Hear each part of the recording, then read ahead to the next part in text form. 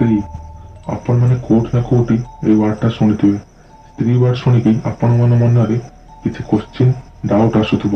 ସ୍ତ୍ରୀର ଷ୍ଟୋରି ଜାଣିବାକୁ ଆପଣମାନେ ସବୁବେଳେ ଉତ୍କଣ୍ଠା ଏବଂ ଉତ୍ସାହମାନର ମନେ କରୁଛନ୍ତି। 1984ରେ କର୍ଣ୍ଣାଟକର ଗୋଟେ ଗାଁରେ ସବୁଦିନ ରାତିରେ ଜଣେ ପୁରୁଷ ଗାଁରୁ ଉଦ୍ଧାର ହୋଇଯାଉଥିଲେ। ଏହା ଜାଣିକି ଗାଁ ଲୋକ ବହୁତ ଭୟରେ ଥିଲେ। ଏହା ଶୁଣିକି ଜଣେ ରିପୋର୍ଟର, ଯାହାର ନାଁ ହେଉଛି ଭେଙ୍କଟ, ସେ ଗାଁର ରିପୋର୍ଟିଂ କରିବାକୁ ଯାଇଥିଲେ। ସନ୍ଧ୍ୟାରେ 6ଟାରେ ଧୀରେ ଧୀରେ ସବୁ ଦୋକାନୀ ନିଜ ଦୋକାନ ବନ୍ଦ କରିକି ଘରକୁ ଫେରୁଥିଲେ ଏବଂ ଗାଁର ସମସ୍ତ ମହିଳା ପୁରୁଷ ଧୀରେ ଧୀରେ ଘରକୁ ଯାଇକି ନିଜ କବାଟ ବନ୍ଦ କରିଦେଉଥିଲେ।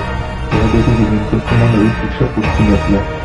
ସିଏ ଯାଇକି ଜଣେ ପଣ୍ଡିତକୁ ଏହା ବିଷୟରେ ପଚାରିଲେ ଏବଂ ଏହାର ତାଙ୍କ ତଦନ୍ତ କରିବାକୁ ସେ ଚେଷ୍ଟା କଲେ। ସେ ପଣ୍ଡିତ ଏବଂ ପୂଜାରୀ, ଯାହା ଥିଲେ ତାରିଣୀ ମାତାଙ୍କର ପୂଜକ, ସେ ଭେଙ୍କଟକୁ କହିଲେ,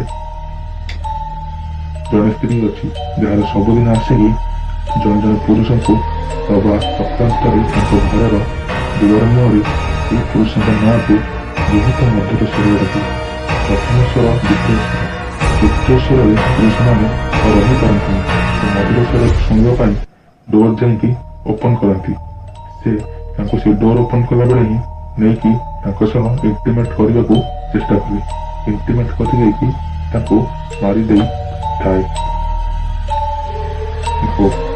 ପୁରୁଷ ଏବଂ ମହିଳା ଦୋକାନ ବନ୍ଦ କରିକି ନିଜ ଘରକୁ ପଳାଉଛନ୍ତି। ଏହା କହିକି ସେ ପୂଜାରୀ ଜଣକ ଜଲ୍ଦି ଜଲ୍ଦି ତାଙ୍କ ଘରକୁ ପଳେଇଲେ ଏବଂ ଧୀରେ ଧୀରେ ଗାଁ ଖାଲି ହୋଇଗଲା। ସମସ୍ତ ଗାଁର ଗ୍ରାମବାସୀ ଘର ଭିତରେ କବାଟ ଦେଇ ପଳେଇଲେ। କବାଟ ଦେଇକି ତାଙ୍କ ଘର ଭିତରେ ଅଛନ୍ତି ଏବଂ ଏହା କହିକି ପଣ୍ଡିତ କହିଥିଲେ ସମସ୍ତ ଗ୍ରାମବାସୀ ନିଜର ଘରର କାନ୍ଥରେ କିମ୍ବା ଡୋରରେ ଲେଖିଛନ୍ତି ନାଲେବା। ନାଲେବାର ଅର୍ଥ ହେଉଛି କର୍ଣ୍ଣାଟକ ଭାଷାରେ ନାଲେବା, ଯାହାର ଆମେ ହିନ୍ଦୀ ମିନିଂ କଲେ ଆମେ କହିବା ଏ ସ୍ତ୍ରୀ କାଲାନା, ଓଡ଼ିଆରେ କାଲି ଆସିବୁ ସ୍ତ୍ରୀ। ଏହା କହିକି ପଣ୍ଡିତ ଚାଲି ଯାଇଥିଲେ। ରିପୋର୍ଟର ନିଜ ମନେ ମନେ ଚିନ୍ତା କଲେ ତାଙ୍କୁ ବହୁତ ଖବର ମିଳି, ଗୋଟେ ରିପୋର୍ଟିଂ ନ୍ୟୁଜ୍ ତାକୁ ମିଳିଯାଇଛି।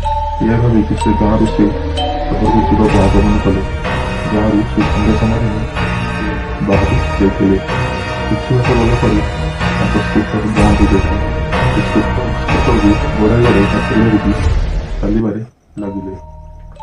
ତାଙ୍କୁ କିଛି ସମୟ ପରେ ଲାଗିଲା ତାଙ୍କ ସହ କିଏ ଜଣେ ଆସୁଛି, କିନ୍ତୁ ସେ 2-3 ଥର ପଛକୁ ଅନେଇଲା ପରେ ବି ଜାଣିଲେ କେହି ଆସୁନାହାନ୍ତି।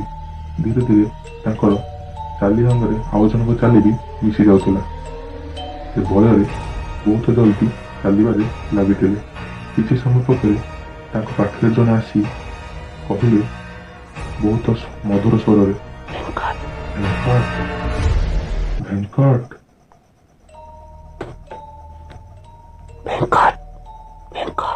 ସେ ସେହି ଜାଗାରେ ସ୍କୁଟର ଛାଡ଼ିକି ବହୁତ ଜୋରରେ ଦୌଡ଼ି ଜଙ୍ଗଲ ଭିତରକୁ ଚାଲିଗଲେ। ସେବେଠୁ ଆଜି ପର୍ଯ୍ୟନ୍ତ ତାଙ୍କୁ ଖୋଜା ଚାଲିଛି, କିନ୍ତୁ ଆଜି ଯାଏଁ ତାଙ୍କର କିଛି ଖୋଜ ଖବର ମିଳିନି। ଗାଁ ଲୋକ କୁହନ୍ତି ତାଙ୍କୁ କୁଆଡ଼େ ସ୍ତ୍ରୀ ମାରିଦେଇଛି ଏବଂ ତାଙ୍କୁ ସେତିକି ଆଡ଼େ ନେଇଯାଇଛି।